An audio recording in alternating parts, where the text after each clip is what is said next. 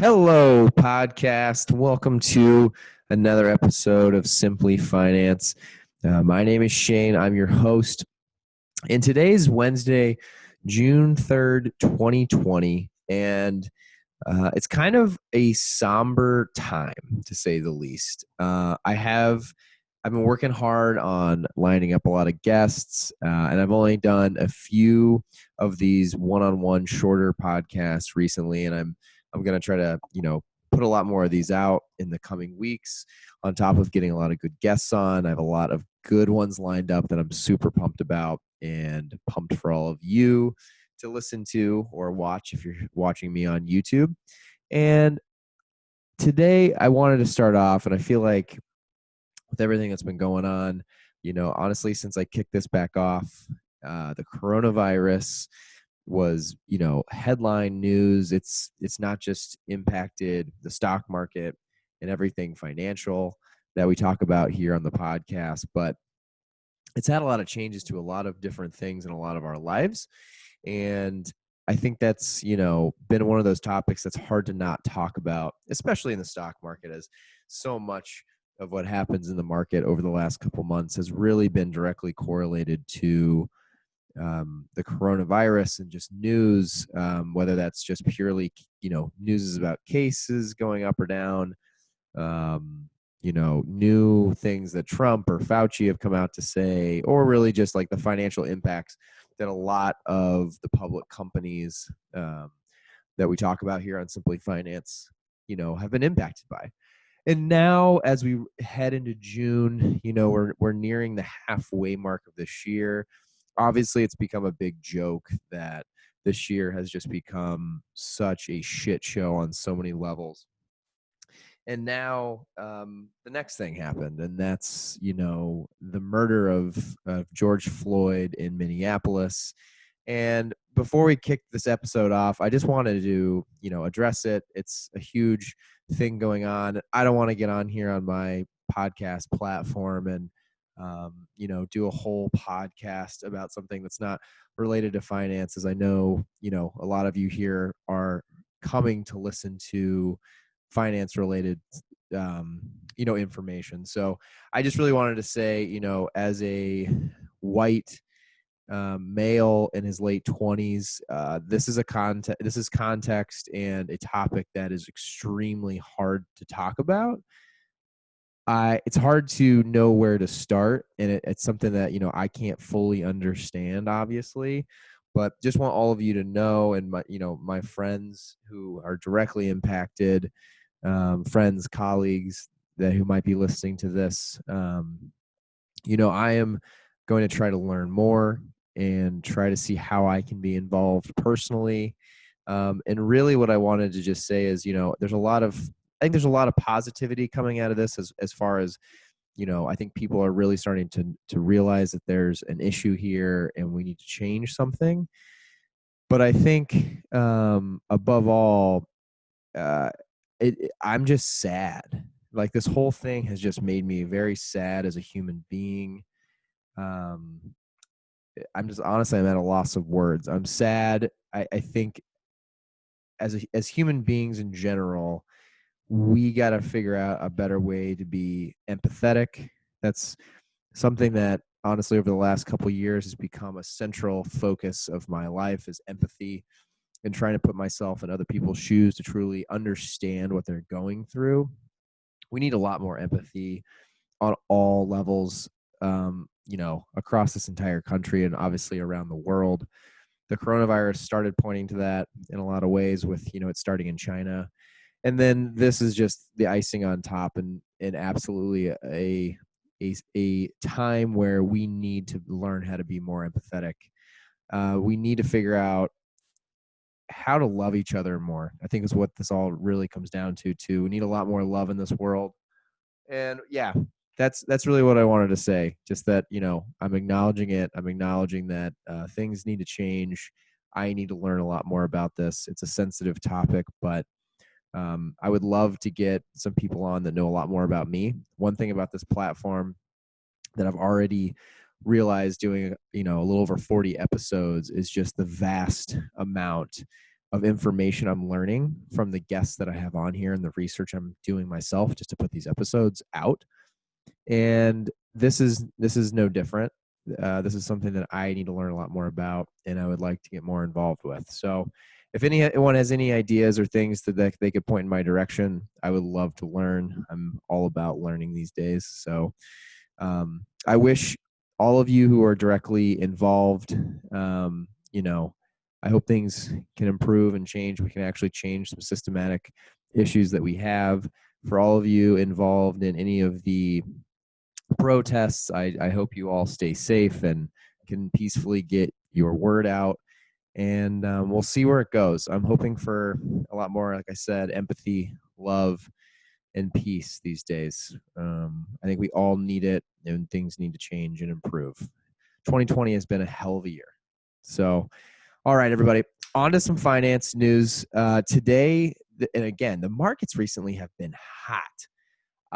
They've been bouncing back way stronger than I could have imagined. The stock market rebound tracker, which is always in the show notes, hits on, and it's grown to be quite a portfolio of stocks now.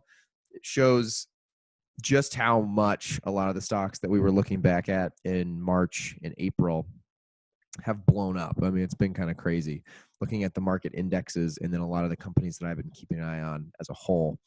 It recently, my airline stocks, United and American, that I added to the Shane Index, those have been on a rocket ship. And what's going to happen is I will do another episode this week. So maybe tomorrow, actually. Maybe tomorrow would be a good one, depending on what I have time doing tonight and investing in the morning.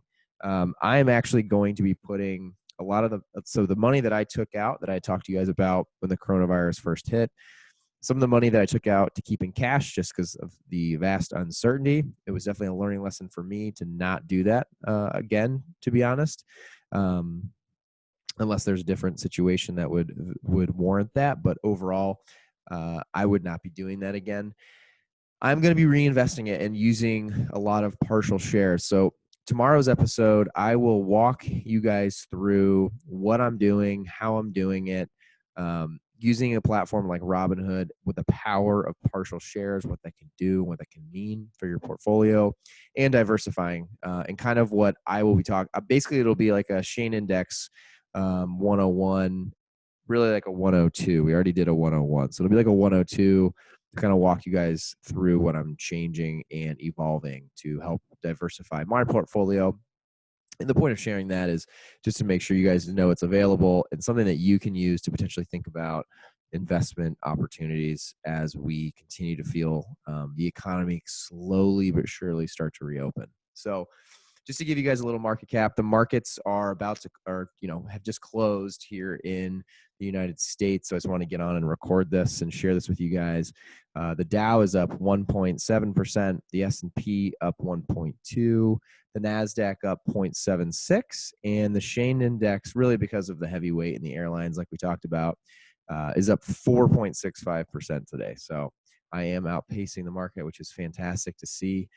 And always love seeing that, as you guys know. So the episode today is, I thought this was a fun one. I didn't know a ton about what the background and really how these really work. And one of my good buddies had pointed out that a reverse merger was happening with a company that I'm not going to go into great detail, but I'll hit on a little bit today. And so I thought it'd be a fun conversation to have. We don't talk about reverse mergers very often, especially in the mergers and acquisitions kind of realm. So thought this would be a fun topic. So like I said, reverse mergers is today's episode. And the reverse merger that my friend was telling me about was Nikola and Vector IQ. So just to give everyone a little bit of a quick background, Nikola is what I would call like the next phase of automotive. So obviously probably the first thing that comes to mind when anyone thinks of industry changing automotive companies is my favorite, Tesla, owned by Elon Musk, or not by Elon, but ran by Elon Musk. And so Nikola is a competitor. They really focus on large trucks, so like semi trucks, today, and they're using a combination of electric and another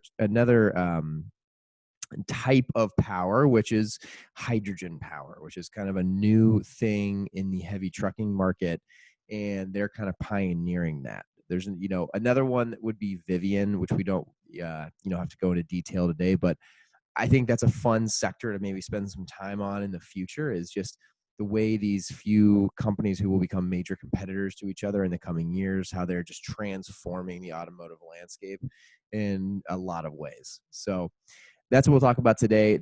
Nikola is going through a reverse merger with Vector IQ this week and will be publicly traded on tomorrow. Nikola will be traded tomorrow publicly. So an exciting topic. So what is a reverse merger? Obviously, a normal merger is when two companies come together. Normally, a vast majority of the time, a regular merger would be when a company comes in and buys a majority stake. So they're either paying cash, they could be using shares or other financial tools to take a majority ownership in another company. Okay, that's a regular merger.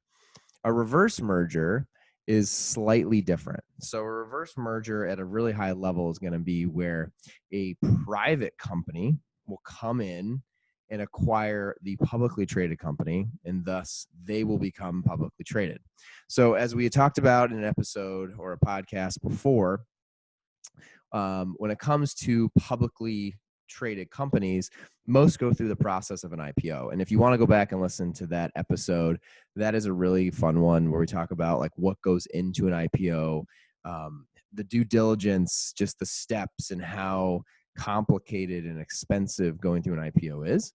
So a reverse merger is a way to kind of get around some of that, to be honest. When you're reverse merging, you're taking a company that's already public and you are just taking over essentially and becoming a public company. So that's essentially what it is. It's a cheaper, quicker, and really a faster way for a private company to go public versus going through the normal IPO route.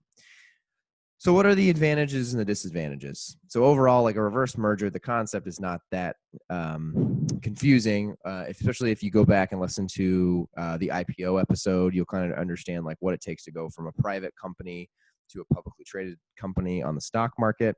So that would be a great episode to kind of go back through, so I don't have to go through and explain what an IPO is in detail. But really, it's a simplified process. So if you remember from an IPO, you usually partner with an investment bank. They have to do a ton of due diligence with the company that wants to go public to really understand their financials, their trajectory, to do a discounted cash flow, which essentially gets you to a value. So how much the company's worth. That's what happens in the IPO process. Then there's a whole component of getting the company marketed and getting investors excited and kind of pressure testing the stock price that the investment bank thinks that you should go out at to make sure you're not overvalued or you're not undervalued, and kind of threading the needle to make sure you come out in the market at the exact correct price, and really valuation is the important part. So it's simplified because you don't have to do all that, right? In a reverse merger, you can do, instead of this, like a regular IPO can take months, if not a year, to go from start to finish. A reverse merger can take weeks, if not maybe a month, to go from concept to actually being publicly traded, which is pretty crazy. It's also less risky. So a good example is WeWork. If you've read anything about WeWork and their decision to go public, they spent a ton of money, a ton of time, and it ended up actually tearing the company apart, at least at the leadership level, and it didn't work. So there's a chance when you go the IPO route, things could go poorly and you can spend a lot of money and a lot of time, and then things might not ever actually happen and you might actually not go public. So that's one advantage of a reverse merger, is you don't have to deal with all that potential cost and time if it's not going to work out. You're also less dependent on market conditions. So when you're going to launch an IPO, you really, as a company that's going from private to public, you want a time frame where the market's doing really well. If we're in a bear market and people are not looking to invest a lot of their money and they're more likely to sell than buy, that's not a good time to go public, because you are a risky company when you first start off going public usually, and that's not a great condition for a company to try those waters out, is when things aren't doing well. So again, going through the IPO process, it's a total gamble to know what the markets are going to look like when you start, if that makes sense. Excuse me. So there's also another advantage of a reverse merger, is just benefits of being a public company, right? So by going through a reverse merger, you get a lot of the benefits of going public, which is liquidity. They have the ability to really get in with mergers and acquisitions. There's obviously a lot of benefits of becoming a public company, which then is an advantage of going through a reverse merger and becoming public. Some disadvantages. The first one that I wrote down, I would say it's not truly a disadvantage. The due diligence required to go through with a reverse merger is a disadvantage. But in reality, if you're going to do the due diligence to go through a reverse merger, that's nothing in comparison to the due diligence that would have to go into an IPO. And really what I mean by due diligence is, the private company really wants to do their due diligence on the public company. You don't want to be a company who ends up, using your company to buy the public company out, and find out there was, hidden issues with the public company that's going to damage your stock that you're not liable for. And on the other side too, right? Like, the public company wants to make sure this private company is a strong company to partner with, so that they can negotiate a good price, and they can make their money out of the same deal. Another disadvantage is just risky stock being dumped, which essentially just means if you're someone who is ownership of the public part of the public company before the reverse merger, and then you go through the reverse merger, this new private company that takes over and becomes public, the risk for them could be that a lot of these, if the public company decided to agree and go through with the reverse merger, and then as soon as it goes public, a lot of those people decide to sell off. They're like, you know what? I don't want to hold on to this. I don't really believe in this new private company that became us. You could have people dump stock, essentially, and then it becomes a whole bigger issue and can drive the price down. Another one would just be a no demand for shares of post-merger. So one benefit of an IPO is, as you're going through the IPO process, the investment bank is working with you to also hype up the stock, right? They're trying to get investors pumped. They're talking about it in the news. They're trying to get you, trending on all sorts of different platforms, social media, news outlets, etc. You don't have as much as you don't have that. They called it like a road show with an IPO. You don't have that with a reverse merger, right? Because you're not going around trying to get investors to buy into it right at IPO. You're just taking over someone else's public company. So the demand could be lower if they don't do a good job of marketing it, and that's obviously easier said than done, but something that is definitely a risk. And then, of course, with anybody going public, the biggest disadvantage is now you have a huge regulatory and compliance burden, which just means, like, I was a part of a company that went from private to public. And once you do, you just have to share more information. You're responsible for hitting numbers that you share publicly. You kind of have to move a little slower, because honestly, you have to make sure you're making business decisions that align with the general strategy in a way that is acceptable to Wall Street and investors alike. Versus when you're a private company, it's all internally funded, and you guys are running 100 miles an hour and trying to have that thing grow as fast as possible. So I hope that makes sense. That's really the advantages and the disadvantages. So what's going to end up happening at the end of the day is, once the reverse merger goes into effect, this Vector IQ, which is the holding company that Nikola is acquiring. Essentially, Vector IQ has been a holding company. They've been selling close to $10 a share before this deal was announced. And really, it's a shell company. So it's a company that was set up and funded, and basically the whole point was someday to partner with a private automotive company exactly like this. And so they were trading at $10 a share.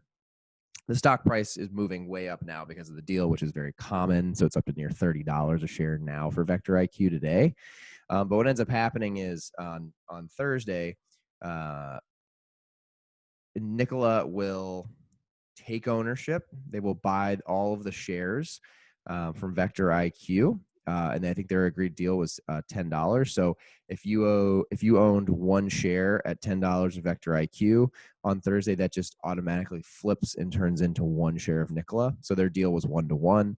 So they just bought all those shares outright, and then the valuation is based off of the current market price. So it's jumped up to $30 now. So now, if you bought it back when it was, right before it was announced, it was 1-to-1. So you owned, a $10 share. It jumped, and now you own a $30 share that becomes 1-to-1 with Nikola. So a little confusing in that regard, but really it'll just be a 1-to-1 flip as far as in the public market. It becomes Nikola, which is the Vector IQ CEO, the guy who is running that holding company. He will be on the board of directors for the new merged company, Nikola. The CEO of Nikola will continue to be the CEO of Nikola, and now this publicly traded version of Nikola, which is the merger of Nikola and Vector IQ. And that's really it. So it's a quick switch over. They buy out the shares. They become public, and the rest will be history, if that makes sense. So instead of going through all the hoops and the regulatory of going through an IPO, they're just going to do a reverse merger and essentially do a reverse IPO, if you want to think of it that way. So everybody, hope that helps. That's it for today's episode, reverse mergers. Again, hope all of you stay safe and get your voice heard in any way that you see fit. In the coming days, I hope everyone really, honestly, safety, love, and let's all have empathy for each other and try to make things a better place for everybody. Again, thanks for listening, everybody. I hope you guys have a great day. Good luck in the markets. And hopefully tomorrow I'll have an episode up about the newly built Shane Index, which I hope can help a lot of you as you maneuver through this constantly changing financial environment. All right, everybody. Have a great day. Thanks again for listening. See ya.